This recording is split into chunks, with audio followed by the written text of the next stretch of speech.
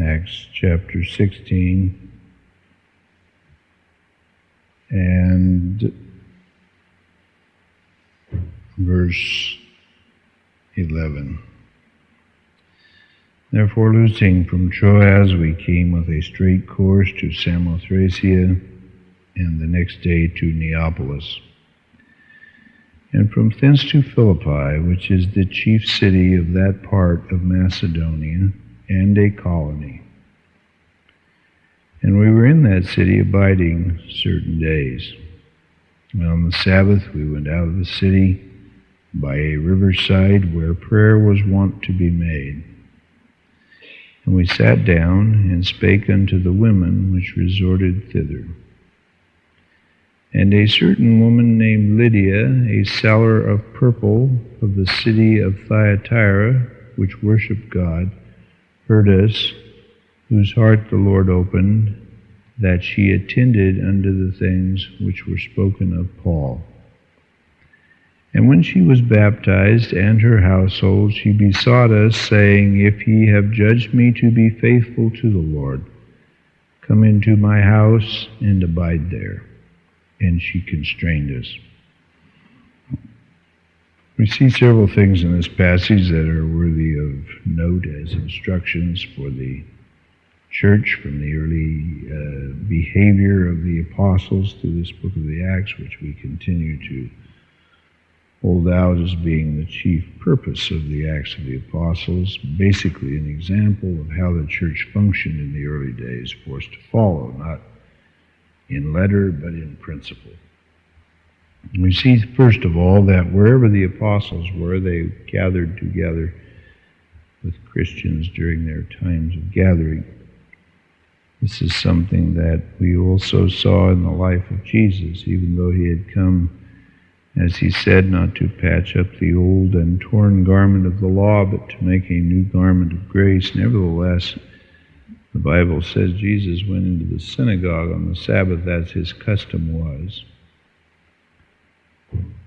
Sometimes questions are raised about the value of Christian gathering, in particularly in situations where perhaps the people who are gathering are not the most enlightened and not perhaps gathering for the best of reasons. This would certainly be true of the Jews in the synagogues, and here I suppose we could make the same observation, because these women who were gathering, at least Lydia, was not a Christian. She hadn't heard the truth and she hadn't responded to it, but they were gathering to pray. And the apostles went out and joined themselves to that group, and they sat down by the riverside to talk with them. There's always two attitudes that characterize religious men, the one right, the other wrong. The wrong one is the most common one, the one that is the most obviously observed, and the one perhaps which is most often talked about and advanced as an argument and commended, and that is the self-seeking attitude. If there isn't anything there for me, if those people don't have doctrine which will help me, if I can't get something out of it, you see, and this, of course, is often offered as a justification for estrangement from God's people in assemblies, but we note that Christ said, I came not into the world but to be served, but to serve. And this is what he taught as the hallmark of discipleship, except a man deny himself. And we've often pointed out that Christ didn't say deny himself things. You can be very carnal in denying yourself things. You can be very proud and self-identifying about the things you don't do. But Jesus said, except a man deny self. And that is an entirely different matter. And a very important part of that is the self-seeking attitude. What's in it for me? This is the question of natural man. And the attitude of the disciples of Christ is, what opportunity is there here for me to serve? This is always the right attitude, a rare attitude, granted, but nevertheless the right one. This is the attitude that Jesus took when he went in the synagogues. There wasn't anything in there for him. He didn't stand to gain anything by listening to a bunch of old Jews go through the same dead rituals and the same sleepy monotones that had characterized the synagogues for hundreds of years, but there was an opportunity to serve, you see. And as the apostles went out and joined themselves to this group that was gathered by the river, there wasn't anything in it for them, but there was an opportunity to serve. They saw that opportunity, they seized that opportunity, and it says, and when they heard the things which were spoken by Paul. Now, these weren't rude men, they didn't just move in and take over, but they joined themselves in a hospitable way to these gatherings and looked for the opportunity to be beneficial. You can be sure that if they had went there in a chiding and a critical attitude, they wouldn't have been able to achieve what they did achieve. Another thing we see from this little example is that not everyone who is sincere and dedicated and who prays and who worships God is a Christian. Of course, we say, well, we know this, but I wonder sometimes if we do know it. It seems to me that we're going through a phase, again, in Christianity today of tolerance. And tolerance, of course, is not all bad, but it is far from being all good. The question is, what are you tolerant of and why? And a great appeal is now being made in modern ecumenical movements to be tolerant of the wrong things.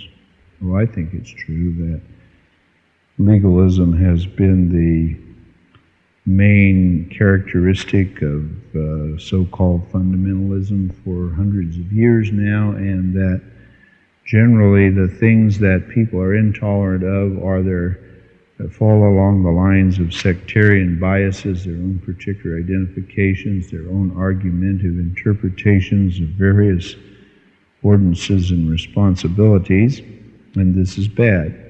These are the kinds of things that have built all of the divisions into Christianity that are there, and they shouldn't be there. We are one body, one Lord, one faith, one baptism, one God and Father of all, and church history is full of the unfortunate and sad commentaries of the kinds of legalistic bickerings in the divided church groups. I was reading not long ago about one major denomination that many of you would recognize if I talked about, who divided and had a major division in the church over whether or not they should use double or single mode foot washing at the communion service. And I was mentioning this to a friend of mine not long ago, and he was very indignant about what he perceived to be my irreverent attitude. He thought that that was as good a reason as any to separate yourself from someone else. And church groups have divided over how you baptize. Church groups have even split over whether you sang 3 songs before the prayer or 2, you see. This is the kind of thing that has really these kind of petty little traditions. And I have found that many people who think of themselves as free from tradition are trapped by the same kind of smallness, you see. And that is an unfortunate reason for division. We shouldn't divide for that reason. But then you see Satan comes in and makes us feel guilty for our legalisms and tries to beat down the barriers and the ramparts of the faith and say it doesn't make any difference really in professing Christianity what anyone believes as long as they're sincere. And this, of course, while it is sometimes recognized by modern fundamentalism when it comes to justification, is sadly not recognized in the areas of sanctification. And every kind of error that is imaginable is being taught in today's religious world about sanctification, and there seems to be no lines of demarcation, and there seems to be no heart to take issue with anybody on anything. We note that these were good women. We are familiar with the name Lydia. We know what a fine woman she was. We read in verse 15 that she was one which worshiped God, and these women were devout women. and they went out to the river to pray. But when she heard what Paul was talking about, her heart was open, and she received the truth. So you see, here was a fine, religious, faithful woman who did not know the truth. We must be careful in our generosity that we do not let that generosity degenerate into a humanism which tends to blunt the sharp edge of the gospel message. Religion must always be inspected to see whether it contains any truth or not. And we want to be renewed in the conviction that sincerity is not one and the same with truth. There's a lot of people who are confused about that. But they're so sincere, they mean so well. I've told this story before, but it's a good illustration. Billy Graham was once, years ago, I heard him talking about this, and he said, "Is sincerity enough?" He said, "Well, I remember the time when I was a small boy and I had a cough, and my mother went to the medicine chest to get some cough medicine, and she got the iodine. She gave me a tablespoonful of iodine, and she almost killed me. There never was a more sincere woman," he said, "in the world, and she was really trying to help me, but she was sincerely wrong, and she almost killed me." Obviously, sincerity is not enough. Where did we ever get the idea that sincerity is enough? Truth is the thing, not sincerity, you see. And to be sincerely wrong is worse than being insincerely wrong. The Pharisees were the classic example of those that were wrong, but they were sincere about it. And their sincerity drove them to madness, to violence, and to murder. Truth is truth. Sincerity is not truth. And while there must always be sincerity about truth in order for people to be right, and God never commends half-heartedness, and there's a suspicion in modern so-called grace theology that to be casual and indifferent, to be unorthodox and inconsistent is one and the same with being spiritual. It isn't so. The Bible commands us to zeal, to dedication, to fervor, just the same. The object of that zeal and that dedication and fervor must be truth. If we are off the mark, we are off the mark. If we have missed the mark, we have sinned. That's what missing the mark means. I remember one time when I was a freshman in high school, and there was a kid in the algebra class who was picking on me, and that was fine with me because I didn't like algebra anyway. And so one day I loaded up this eraser with chalk and threw it at this kid, and just about the time I threw it, he ducked, and the teacher turned around and hit him right in the face. And he was just covered with all of this white chalk dust. And so the vice president, a principal man named Mr. Cowan, called me in, and he said, "Cripe," he said, "you're a religious man, aren't you?" And I said, "Well, to some extent, I suppose," and that was about the extent of it. He said, "Well, do you know how the Bible, what the word sin means in the Bible?" And I said, "No, I'm not sure." He said, "Well, it means missing the mark." He said, "You sinned because you missed the mark. Now, if you'd hit that kid you were throwing at, you wouldn't have got in trouble, but you missed the mark. You hit the teacher, so you sinned. So the next time, hit the mark." You see, well, sin means missing the mark. That's what it means. That's what sin is, to miss the mark. And it doesn't have anything to do with sincerity. It has to do with whether we're right, you see. And these people were sincere, but they were wrong. The apostles did not condemn them for their wrongness, but they took the opportunity to teach them the truth. And good people, when they are approached in that way, will sometimes accept the truth. Lydia did. Another man, similar person, was Apollos. And Priscilla and Aquila took him aside. He was an eloquent man, and he was greatly expounding the law of Moses, but he knew only the baptism of John. And they said, "Now, Apollos, this is a great thing that you're doing, but there's a little problem here. There's some things you're not aware of." And after they expounded the way more perfectly to him, the Bible says, he became a great and eloquent spokesman for the gospel, perhaps one of the few eloquent men in the early Bible days, mighty in word and deed, the Bible says, because he was approached in the right way. First of all, they went about it right. Second of all, they were not afraid to take issue with him because of the incorrectness of his doctrine. See, we get caught between these two forces, to either be ugly and uncharitable and chiding and bitingly critical, or to be compromised and to not say nothing and say anything. And the problem is that neither of those positions is correct. The church must be militant, but they must be gracious about it. Jesus said, I have sent you out to be as harmless as doves and as wise as serpents.